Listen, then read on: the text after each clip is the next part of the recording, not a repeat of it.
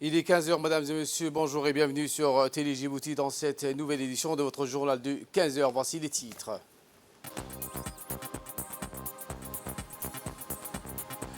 Sous la présidence du chef de l'État et chef de gouvernement, s'est tenue aujourd'hui la 10e séance du Conseil des ministres.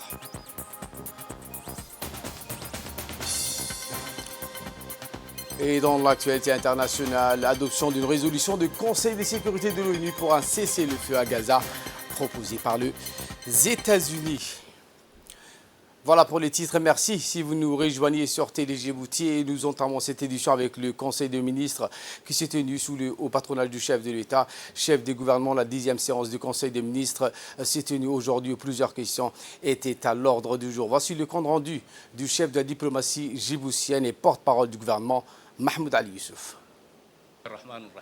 Sous la présidence du chef de l'État, son Excellence, M. Ismaïl Omar Guelleh, s'est tenue la 10e séance du Conseil des ministres en ce mardi 11 juin 2024. Étaient inscrites à l'ordre du jour 3 questions. La première question est relative à un projet de loi des finances portant un règlement définitif du budget de l'État de l'exercice 2023.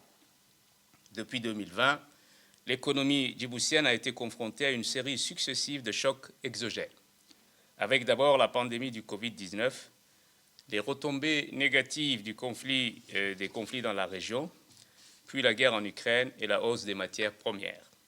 Malgré ce contexte mondial difficile, le PIB réel fait preuve de résilience avec une croissance estimée à 3,7% en 2022, soutenue notamment par une activité portuaire poursuivant une forte reprise au 4e trimestre 2023. Tant pour le volume des conteneurs, plus de 64%, que celui des marchandises en vrac, plus de 5,4%, par rapport à 2022 et retrouvant quasiment son niveau pré-Covid. Le taux d'inflation a baissé à 3,7% en décembre 2023, en raison d'une baisse des coûts de l'énergie et des services de télécommunication. Pour leur part, les finances publiques enregistrent au 31 décembre 2023 un solde global base ordonnancement issu de la différence entre, d'une part, les recettes intérieures et dons, et d'autre part, les dépenses totales admises, hors amortissement de la dette et opérations d'appurement d'arriérés déficitaires de plus de 24 milliards, soit moins 0,4% du PIB.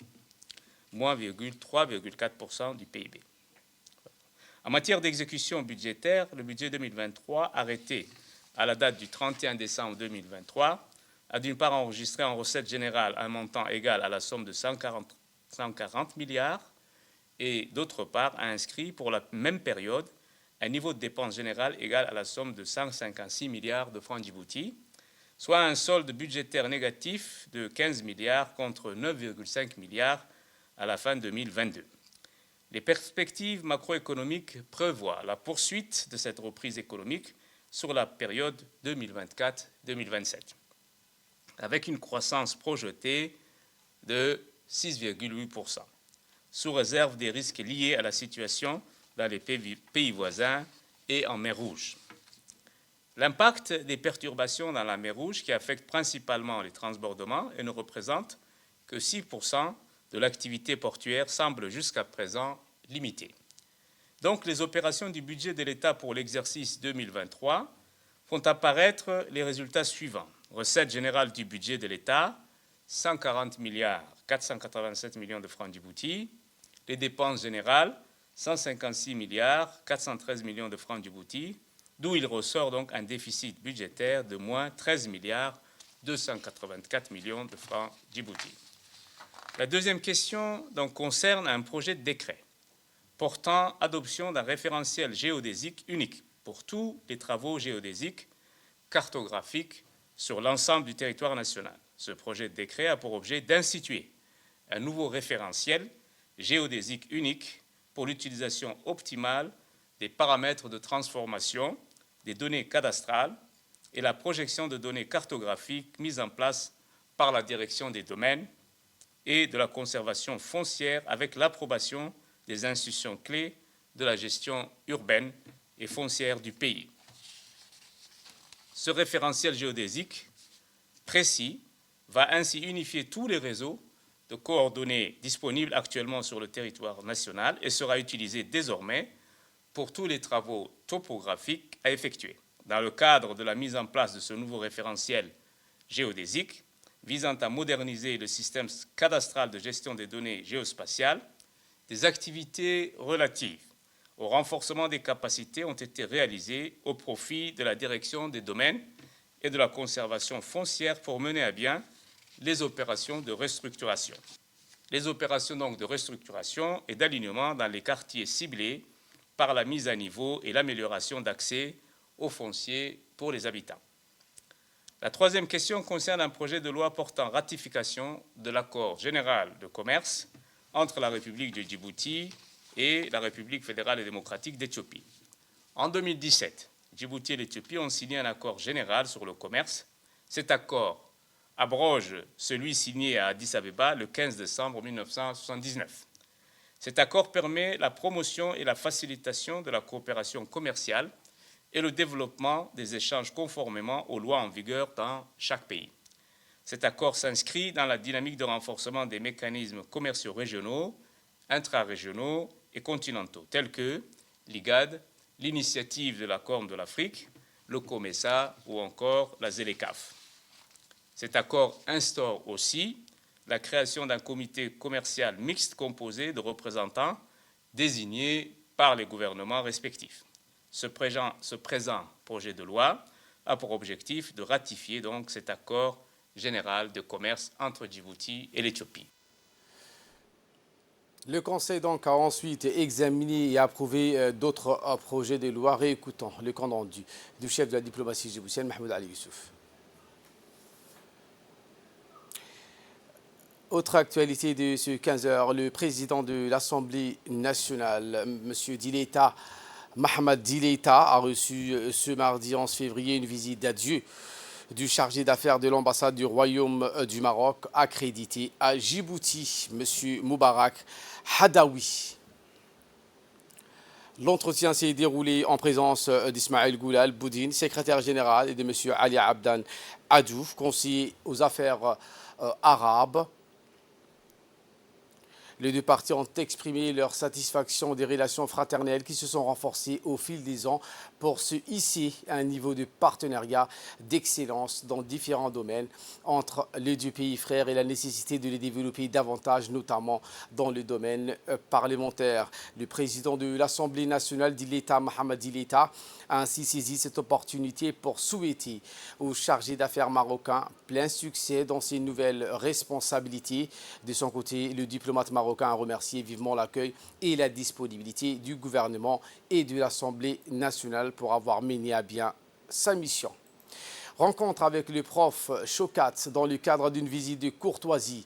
Le président de l'Assemblée nationale, Dileita, Mohamed Dileita, a également reçu le professeur Abdourazak Chokat, directeur de la coopération technique pour l'Afrique de l'Agence internationale de l'énergie atomique, l'AIEA.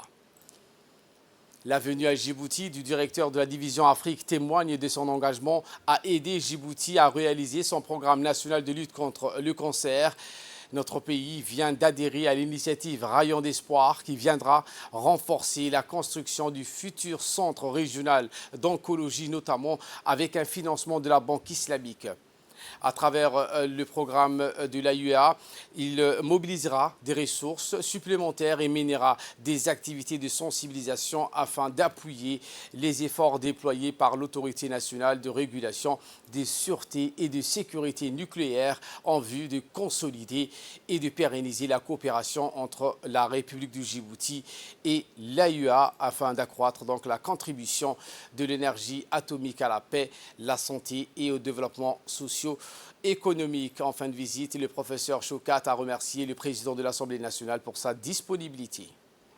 En bref et en image avec le député Moustapha Dahir qui a pris part à la réunion gouvernementale de haut niveau organisée par l'ICANN et le gouvernement du Rwanda à Kigali, présidé par le ministre d'éthique et de l'innovation du Rwanda, Madame Paula Ingabire, le High Level Government Meeting a rassemblé les parties prenantes mondiales, notamment les gouvernements, les parlementaires, les entreprises, la société civile, le monde universitaire et la communauté technique pour favoriser une collaboration efficace afin de coordonner et de consolider les initiatives mondiales en matière de gouvernance de l'Internet.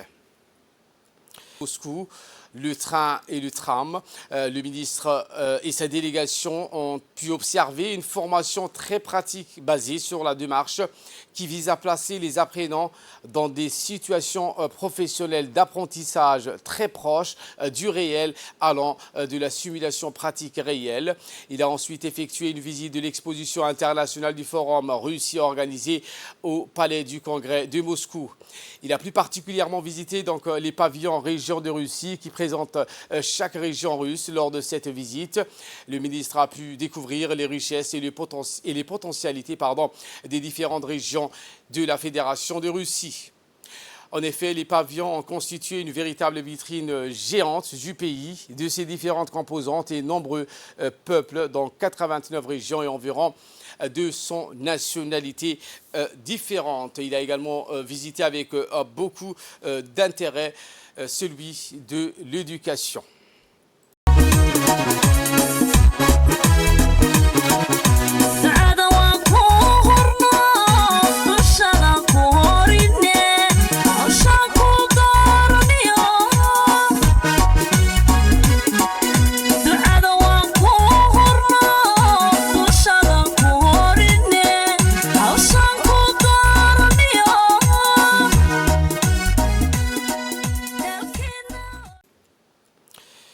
Dans le cadre de sa visite officielle à la Fédération de la Russie, le ministre de l'Éducation nationale et de la formation professionnelle, Mustafa Mohamed Mahmoud, a tenu une réunion bilatérale avec son homologue de la Fédération de Russie, Sergei Gravstov. Le ministre de l'Éducation nationale et de la formation professionnelle était accompagné lors de cette réunion de travail par l'ambassadeur de Djibouti en Russie, Mohamed Ali Kamil, et le secrétaire général du ministère de l'Éducation, Mohamed Abdallah Mahyoub. Au cours de la réunion de travail qui s'est tenue le dimanche dernier, le ministre de l'Éducation nationale et de la formation professionnelle, Mustafa Mohamed Mahmoud, a remercié son homologue russe pour l'accueil chaleureux et fraternel dont il a bénéficié, ainsi que la délégation qu'il conduit. Le ministre djiboutien a brièvement présenté les avancées notables réalisées par le MENFOP sous la houlette du chef de l'État Ismail Omar Guelleh en matière de scolarisation, de qualité des enseignements et des innovations pédagogiques mises en place. Il a ensuite exprimé à son homologue russe les domaines de collaboration qu'il souhaite développer avec la Fédération de Russie, tels que la mécanique, l'électrotechnique, la robotique et le numérique, plus particulièrement la cybersécurité et l'intelligence artificielle.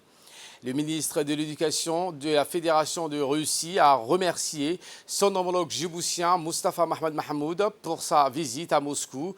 Il a donc apprécié le travail accompli par le MENFOP. Il a félicité le gouvernement djiboutien sous l'égide du président Guelleh pour avoir mis en place une école djiboutienne et citoyenne. Il s'est réjoui de pouvoir rétablir une collaboration étroite entre les deux pays dans le domaine de l'éducation et de la formation professionnelle. Il s'est dit disposé à partager l'expérience de son pays dans tous les domaines cités par le ministre Mustafa Mohamed Mahmoud. Les deux ministres ont ensuite abordé les enjeux et les défis mondiaux de l'éducation ainsi que le levier pour faciliter la transformation des systèmes éducatifs et se sont félicités de la réunion fructueuse et des échanges riches et amicaux qu'ils ont eus. Le ministre saoudien du Hajj et de la Umrah a organisé aujourd'hui un grand symposium pour discuter des développements et des phénomènes liés à la saison du Hajj. Le ministre concerné par la question du Hajj dans le monde entier, dont le ministre des Biens Waqf et des Affaires islamiques, Mohamed Hassan Barri, ont été invités donc à ce colloque afin de comprendre la situation juridique des phénomènes en discussion. Le phénomène de l'infiltration et de l'accomplissement du Hajj sont permis à dominer les discussions de ce symposium en raison de son impact négatif sur la sûreté et la sécurité des pèlerins et sur la bonne organisation de la saison en général. D'éminents ulémas de diverses régions du monde ont exprimé la décision de la loi islamique sur ce type de hajj et ont émis une fatwa déclarant son invalidité et évitant tout préjudice comme l'un des objectifs de la charia pour préserver soi-même par mesure de précaution. Les pèlerins se sont vus remettre une carte portant des données cryptées sur le pèlerin et sa destination. Cette carte sert de permis pour son titulaire. Les ulémas ont également émis donc une fatwa autorisant les mesures annoncées par le Royaume d'Arabie saoudite contre les contrevenants à ce système, notamment l'arrestation, l'expulsion et l'imposition d'amendes et ceux qui enfreignent ce système.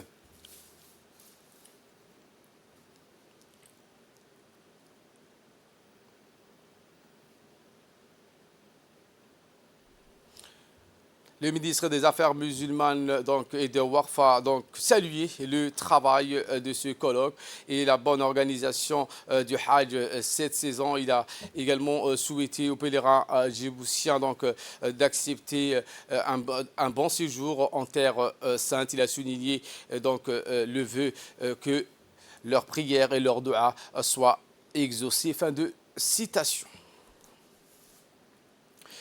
Conformément au programme d'entretien routier annuel, l'agence djiboutienne des routes poursuit activement ses travaux de réhabilitation et de rénovation du réseau routier national.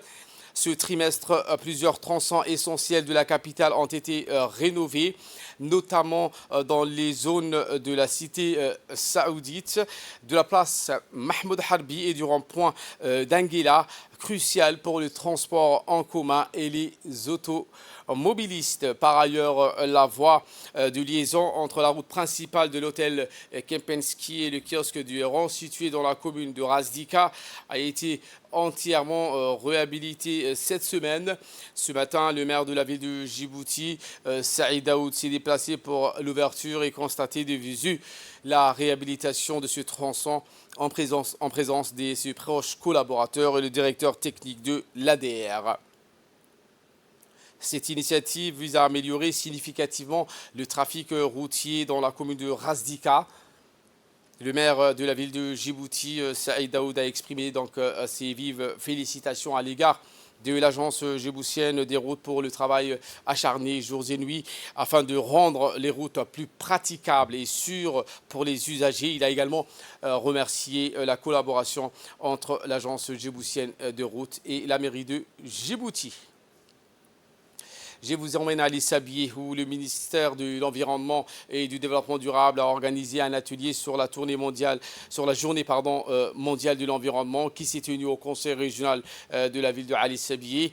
Cet événement a été une opportunité précieuse pour réunir divers acteurs et parties prenantes des thématiques cruciales pour la préservation du planète, avec la participation du deuxième adjoint du préfet d'Ali Sabieh, Monsieur Omar Idriss Sougé, ainsi que le président du conseil régional, Charmarké Hassan Al-Ali, des représentants des institutions déconcentrées, des organisations de la société civile, des chefs coutumiers, ainsi que des forces vives de la ville de Assadjoug.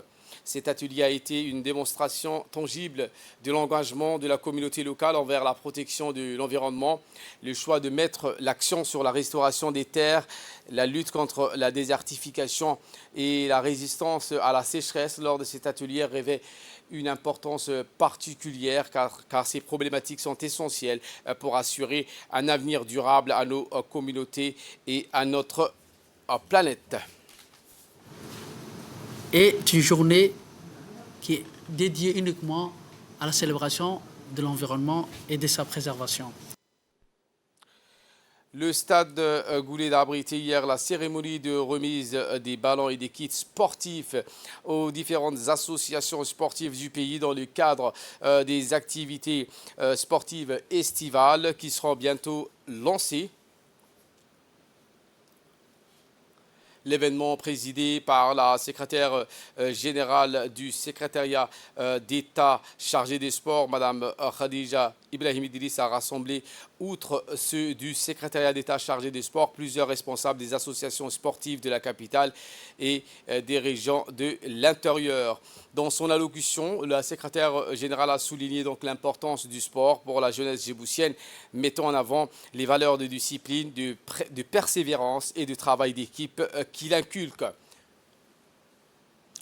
Elle a également insisté sur le rôle crucial des associations sportives dans l'organisation et l'animation des activités estivales essentielles pour occuper les jeunes de manière constructive pendant les vacances scolaires.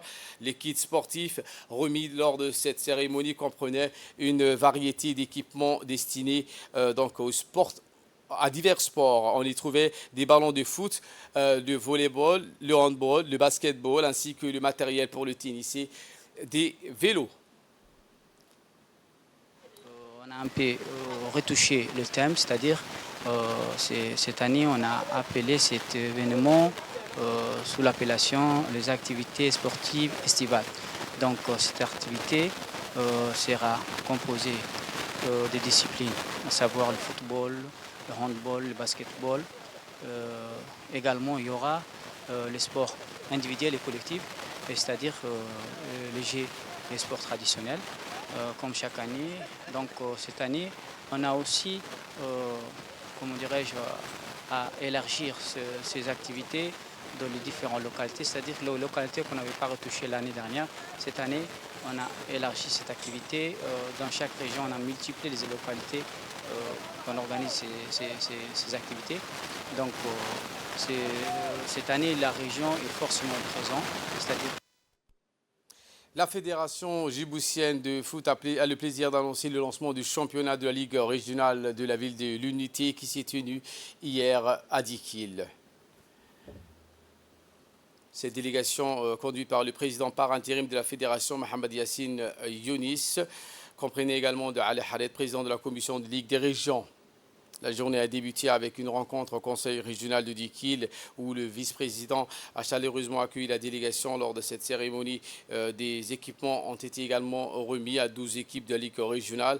Mohamed Yassine Younis a retracé l'historique de la fédération et a longuement expliqué les initiatives de décentralisation des activités footballistiques. Il a également annoncé la construction prochaine d'un complexe sportif pour cette région et le lancement du championnat régional de foot féminin dès l'année prochaine.